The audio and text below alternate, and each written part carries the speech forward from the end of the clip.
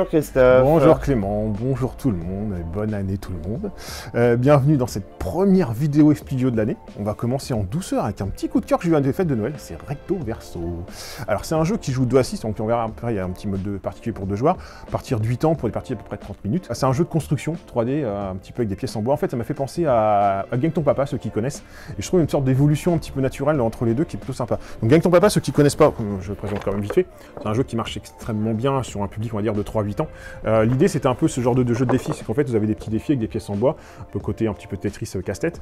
Qui était bien, c'est qu'on pouvait adapter la difficulté en fonction de parents-enfants, donc ça se marchait super bien, mais regarde, à partir de 8 ans, on va dire ça avait un petit peu, enfin pas ses limites, on sortait un petit peu de la tranche d'âge. Et là en fait, vous avez un peu le même principe de jeu, d'un jeu de construction, mais ça, déjà on va mettre le côté un petit peu plus 3D.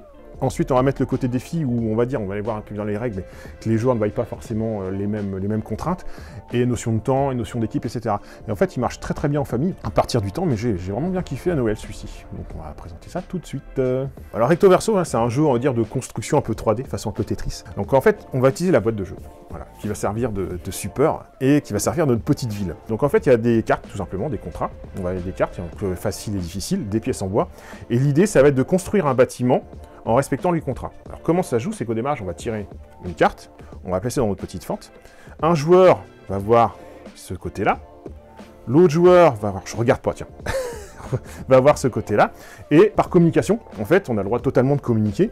Il va falloir utiliser toutes les pièces, donc en mode facile, on utilise tout, sauf la pièce rouge, qui est un peu plus costaud, et en mode difficile, justement, on va utiliser toutes les pièces. On est obligé d'utiliser toutes les pièces pour jouer. Le truc, c'est que moi, je vois pas forcément toutes les couleurs, etc. Et en fait, il va falloir communiquer. L'idée, c'est d'aller le plus vite possible, parce qu'on voit ici sur la petite boîte, en fait, et c'est bien fait, c'est qu'on a un petit chronomètre. Ouais, donc vous allez utiliser votre téléphone, ou voilà, un téléphone, il y a une appli qui devrait sortir, qui va faire le chronomètre. Le but, c'est d'aller plus loin, le plus rapidement possible, pour marquer le plus de points, le plus de points de victoire. Donc l'idée, ça va être en faire un petit essai de construire les pièces. Comment ça marche au niveau par équipe, ce qui est assez bien fait, c'est que les joueurs vont commencer avec ces jetons-là. Donc chaque joueur va avoir un hexagone de sa couleur, et face cachée, des hexagones devant soi. Et à tour de rôle, une fois qu'un joueur va jouer, on va révéler des petits hexagones. Et en fait, ça permettra de changer les équipes. Ah, d'accord. Donc en fait, c'est pas forcément avec les mêmes joueurs. Voilà. Donc en fait, c'est intéressant parce que tu vas jouer à chaque fois avec un partenaire différent. Et comme tu es obligé d'être coopératif, hein, tu vois, cohérent avec le monde, tu vois, s'il y a quelqu'un qui est plus rapide que l'autre ou dans la famille, si vous jouez à 5-6, ça va peut être compliqué. Et là, on est obligé de jouer avec tout le monde. En fait, ça nivelle un peu la partie et ça clôt la partie en même temps. Une fois que tout le monde a joué, on s'arrête et on garde les points de victoire. Donc c'est assez astucieux comme petit système. C'est tout simple, mais ça permet parents-enfants, quelqu'un qui est un peu plus aguerri ou dégourdi, voilà, de niveler entre guillemets. On va dire que le boulet, il peut passer avec tout le monde. Je dis ça, c'est un peu méchant, mais c'est pas le but. Soit le boulet, soit le mec trop fort. Voilà, le mec trop fort ou quelqu'un qui est un peu plus vif, de niveler. En fait, on va jouer avec tout le monde. Donc ce petit système de sélection de joueurs au démarrage, je trouve super intéressant parce qu'on est obligé de jouer avec tout le monde. Ça fait une petite part de fun qui joue avec qui, et on change. C'est un petit peps dans le jeu qui est pas grand chose, mais qui apporte beaucoup, quoi. Et donc là, dans l'exemple, moi si je vois ici, par exemple, si je vois du noir, donc je pourrais prendre le cube noir. Donc on doit utiliser cette zone de 4x4. Donc je peux dire, le cube noir, par exemple, il vient ici, tu vois, le violet il vient là. Forcément, si je fais le plan là, et si j'ai dans l'idée, un truc un peu dans ce genre là, si tu veux. Non, là c'est pas possible. Voilà, on va dire un peu quelque chose dans ce genre là. Forcément, moi si je fais ça et qu'on tourne, j'ai pas vu le plan de l'autre côté. Bon, normalement, ça joue à 2. Et là, il n'y a plus rien qui correspond. Donc, tu vois, par contre, là, je mets le petit gris. Hop, il passe bien. Le petit rose, là, il coule bien. Le petit blanc, il est facile. Et si je regarde bien, là, on est bon. On est bon. Donc en fait, là, bon, je le fais tout seul, mais en fait, dans communication, ça va être pour faire le plus rapidement possible de dire, mais moi, tu vois, est-ce que toi, tu as du vert parce que moi, j'ai un 2 verts, est-ce que toi, tu le vois? La personne va, non, moi, je vois pas de vert. Donc il sait que son vert est caché. Par contre, mon vert, il est où? Il est sur la 3. Si je le mets ici, qu'est-ce que tu as quelque chose pour cacher? Ah oui, mais moi, j'ai du rose. Ah bah, c'est bien, ça se complète. Donc l'idée, ça va être de construire comme ça, en discussion. Donc c'est vivant, hein, ça va vite, hein, ça met 1 minute par défi. Et de dire, alors là, c'est un défi facile. Enfin, non, tu vois, je regarde, je fais des erreurs parce que regarde. On n'a pas utilisé toutes les pièces. Ah, il faut utiliser toutes les pièces. Obligé. Le petit point, voilà. On est obligé de toutes les pièces. Donc en fait, tu veux, là, on pense qu'on a gagné, puis en fin de compte, on fait ça et fait ah merde. Et quand c'est comme ça, du coup, tu recommences. Et bah là, t'as perdu parce que t'as le temps. De toute façon, t'as juste perdu, quoi. D'accord. En fait, tu dois le faire, mais à me dire que tu marques plus de temps, en fait. Donc en fait, l'idée, tu vois, c'est pas compliqué, mais ça demande de la stratégie. Donc en fait, zut, on n'a pas utilisé la pièce jaune. Attends, on va la mettre. Attends, lui, elle est peut-être là, si elle se met là. Donc lui, je peux te le mettre ici.